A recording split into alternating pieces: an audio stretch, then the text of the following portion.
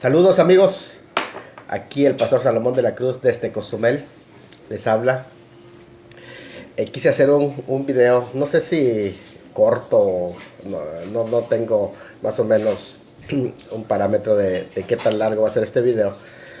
Pero después del debate que estuvimos el día sábado con Frank sobre el tema del infierno, varias personas me estuvieron mandando esta pregunta que aquí presento. No la toca Frank. Tenía yo preparado una respuesta. Pensé que iba a preguntar porque es una de las preguntas más comunes, el tema del castigo eterno y el amor de Dios. De por sí, ya de entrada esa pregunta es de que si un Dios de amor puede castigar a un ser humano, a su creación. En este caso, aquí lo tenemos puesto en forma de personalizada a uno de sus hijos, pero descartamos el término hijo ya porque él no va a enviar a sus hijos al castigo eterno, desde luego, sino que los justos irán a la vida eterna. La cuestión aquí es que no les sirve, esta pregunta no sirve para justificar el hecho de el castigo de Dios sobre los pecadores, porque es precisamente el rechazo de ese amor el que los ha condenado. Por eso es que dice en Juan 3:17, y esta es la condenación, que la luz vino al mundo y los hombres amaron más las tinieblas que la luz. Así que la razón por qué ellos están condenados es precisamente porque rechazaron ese amor. Pero los defensores de los pecadores, para decir que Dios no los puede condenar a un infierno, utilizan el tema del amor de Dios para querer justificarlos, pero no se dan cuenta que ese tema precisamente es el que los condena más. Primero que nada, hay que entender qué significa el castigo eterno. En 2 Tesalonicenses 1:9 se dice que la perdición eterna es estar excluidos de la presencia de Dios. Ahí es muy claro, y precisamente esto es algo muy interesante, porque Dios en realidad no manda ni siquiera a los pecadores al infierno. Esto es algo muy importante. No, Él no manda a los pecadores al infierno. De hecho, en Mateo 25:41, que fue un texto que recurrentemente, dos ocasiones en el debate lo presento, tal vez me faltó explicar un poquito más a fondo ese texto, porque en esa expresión sentencia, el 25:41, cuando sentencia a los perdidos, dice: apartaos de mí, malditos. O sea, Dios no los manda al infierno, simplemente los aparta de su presencia. Y esa es la condenación. Al momento de ser apartados de su presencia, los cabritos, al apartarlos de su presencia, pues prácticamente ya entraron en esa condenación.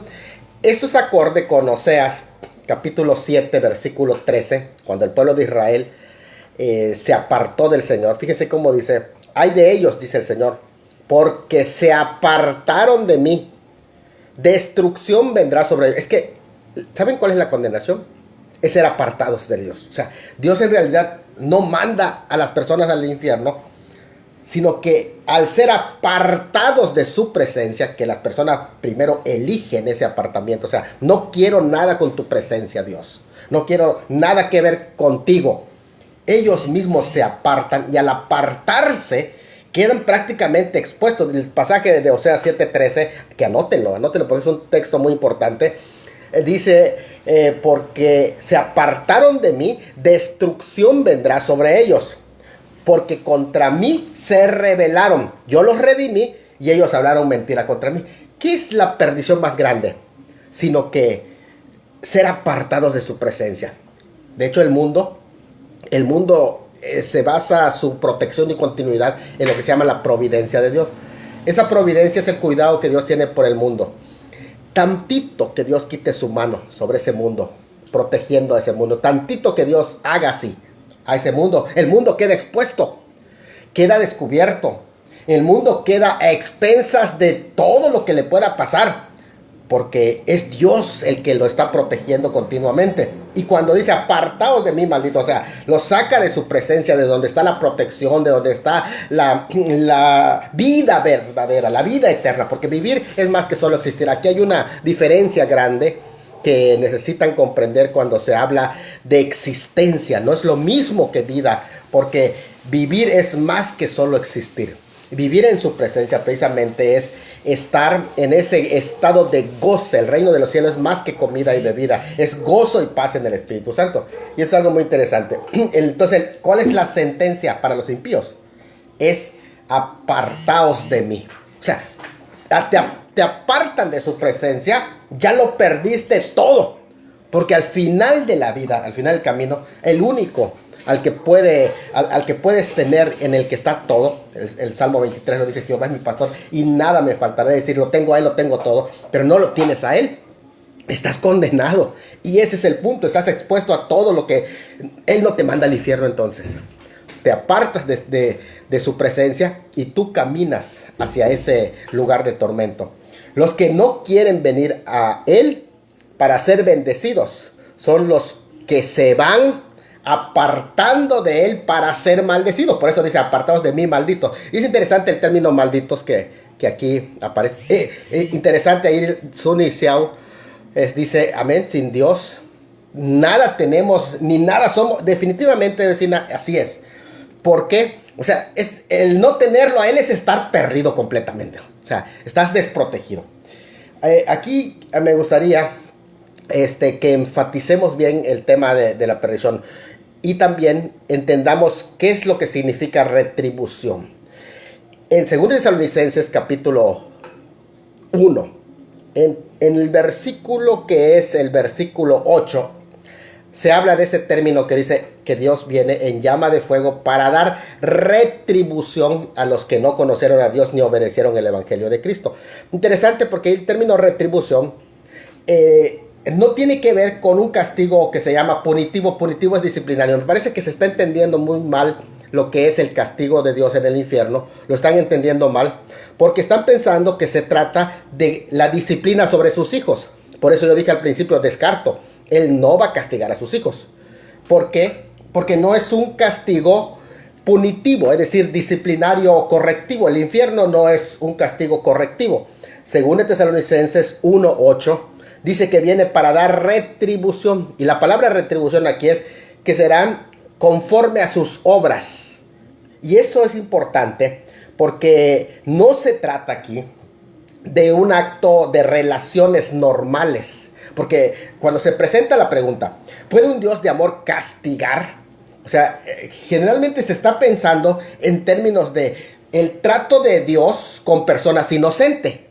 El trato de Dios con personas que realmente no han pecado, por así decir. O el trato de Dios con sus hijos. Pero no ese es el caso. Cuando se habla de la condenación del infierno, no se trata de gente inocente. Se trata de gente que viene a recibir retribución, es decir, de aquello que es su recompensa, o sea, conforme a lo que han hecho. Y aquí yo quiero que se capte cuál es el pecado, o sea, porque el pecado es más que solo portarse mal. El pecado, porque es condenado al infierno, es más que simplemente ofender al prójimo. De hecho, en la ley habían 3 tipos de pecados clasificados en la ley: los pecados contra Dios, los pecados contra el prójimo y los pecados contra la familia. Son 3. Dice Lidia López allá: un hijo nacido de nuevo jamás puede ser condenado. Exacto, es por allí donde estamos, hermana Lidia. Dice allá, ha nacido de nuevo en la familia de Dios, dice la hermana Lidia, es correcto, como hijo amado, y el parentesco con él. Es hijo de Dios, correcto. Y ese es el punto de lo que comenta la hermana Lidia López. Es correcto, a sus hijos no, porque él viene a dar recompensa a sus hijos. Ahora, lo que hay en este proceso de la tierra, hay disciplina sobre sus hijos, sí. Y esto se llama un castigo punitivo o disciplinario, se llama correctivo, porque el padre que ama corrige a sus hijos. Ese es el castigo que aquí se recibe.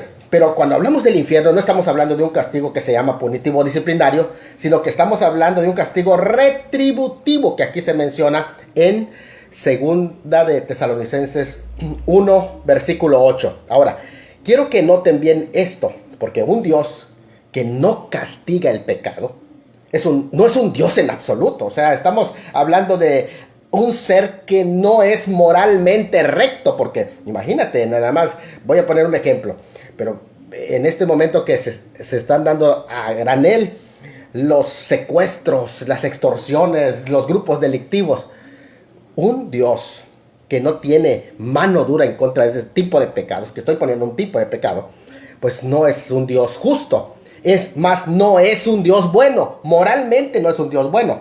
Y aquí es el punto donde quiero que entendamos que hay tres tipos de pecado clasificados, y el pecado por el que se condena eternamente a un ser humano al infierno ardiente no es ni siquiera los pecados contra el prójimo, ni los pecados en contra de la familia, que son, ya he mencionado acá, tres tipos de pecados: contra la familia, contra el prójimo y contra Dios.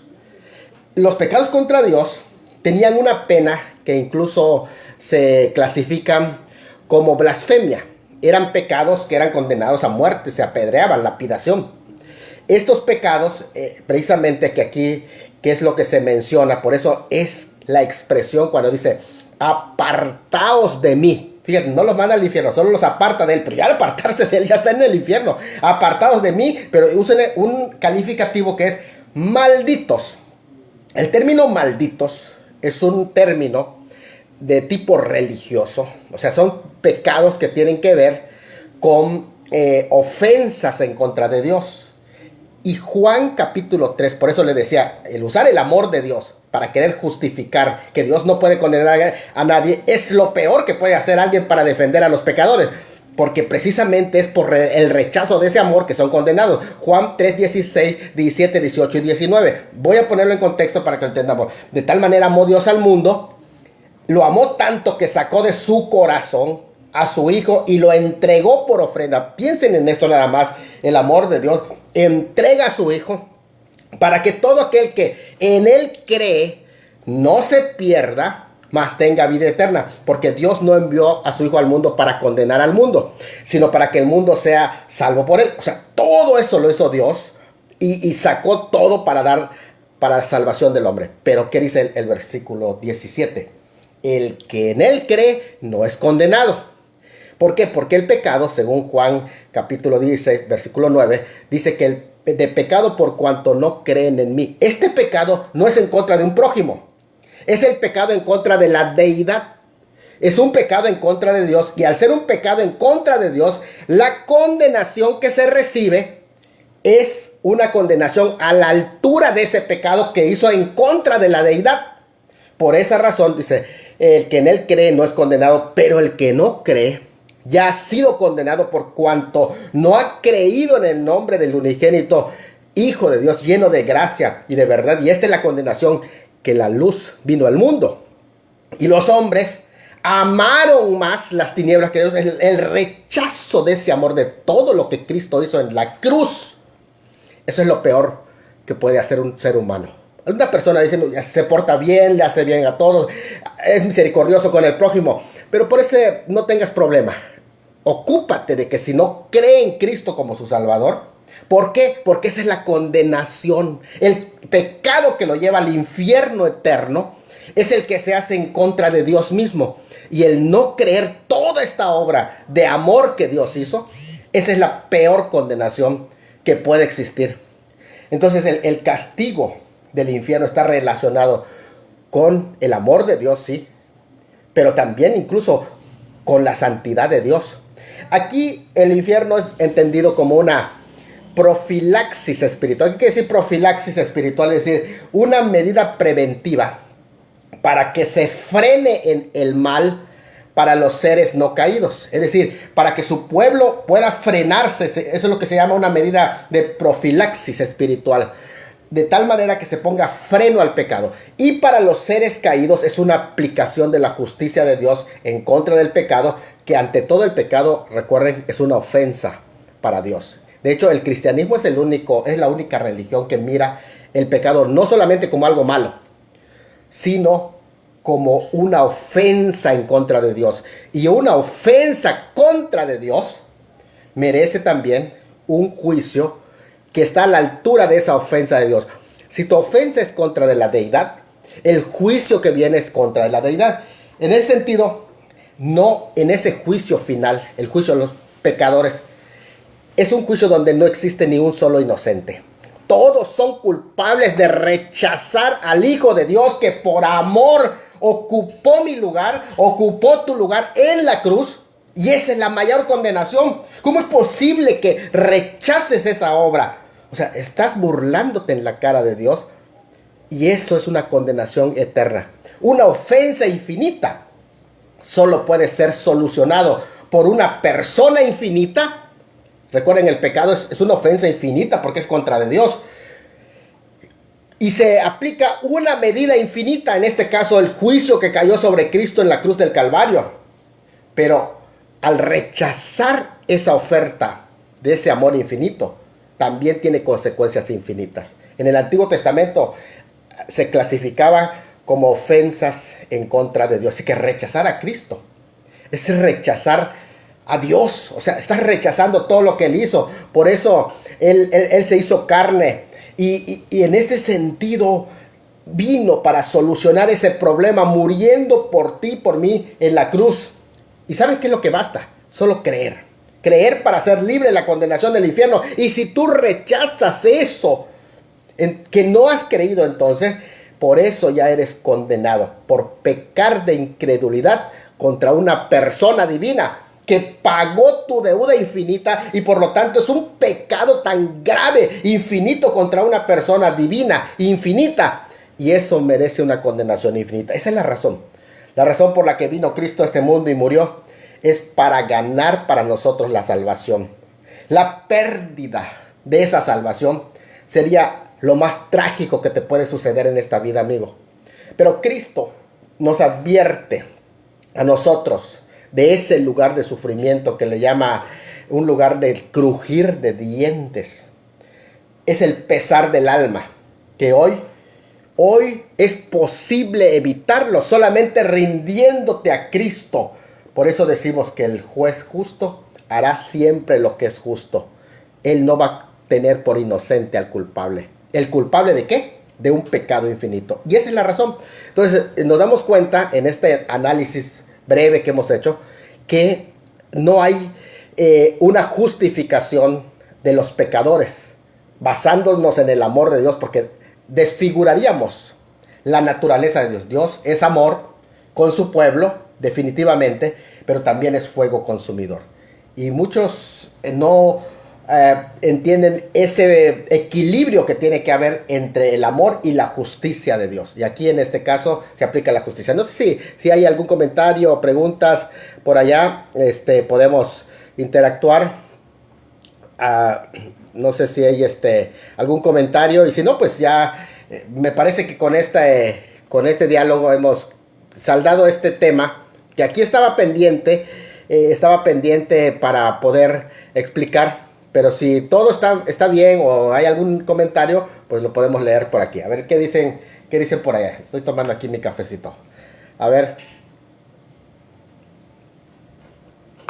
Bueno, si ya está claro, pues vamos a ir concluyendo. Saludos a todos los que se han conectado. Aquí estamos pasando una pequeña tormentita, pero de hecho pensaba que se iba a ir cortando la transmisión, pero qué bueno que no se cortó. Bueno, saludos aquí desde Cozumel a todos mis amigos. Si hay alguna pregunta, recuerden que yo toqué el tema. Dice ahí, excelente posición, mi estimado pastor Oswaldo Romero. Un abrazo, amigo, hasta Cancún. Yo en el debate yo toqué solamente el tema del infierno, que es el Gehenna. Y claro, hago las diferencias entre lo que es el Hades, porque el Hades es un lugar intermedio, temporal. Quise hacerlo porque de pronto hay demasiada confusión, incluso hasta en el pueblo de Dios, porque a veces no logran distinguir el estado que se vive tras la muerte, pero antes de la resurrección, y el infierno como tal, que se llama Gehenna. 12 veces mencionado en el Nuevo Testamento, que es después de, por eso dice que es el único que puede destruir, y ahí el término ya hablábamos de qué significa destruir, la pérdida de ese gozo, el destruir cuerpo y alma en el infierno, no el Hades, porque en el Hades no se va en cuerpo y alma. El Hades es un lugar donde van los espíritus que han partido. Y es un lugar temporal. Es la diferencia grande porque el infierno es después de la resurrección. Por eso dice en cuerpo y alma en el Gehenna o el infierno. Bueno, vamos a ir terminando. Si no hay ningún comentario más, creo que ha quedado claro. No les sirve a los defensores de los pecadores querer hacerla de abogado del diablo. No les sirve para decir cómo un Dios de amor puede condenar. Precisamente porque rechazaron ese amor es que van a ser condenados. Y esto es algo muy importante porque una ofensa divina requiere de una condena divina. O sea, estamos hablando del nivel, porque algunos dicen, ¿cómo es posible? Si yo pequé 80 años y voy a ser condenado eternamente. No, es la ofensa divina hacia la deidad. Ese es el pecado, rechazar. El que no cree ya ha sido condenado. Bueno, pues saludos, Dios me los bendiga. Espero que todos estos elementos les sirvan para su argumentación. Un abrazo desde Cozumel.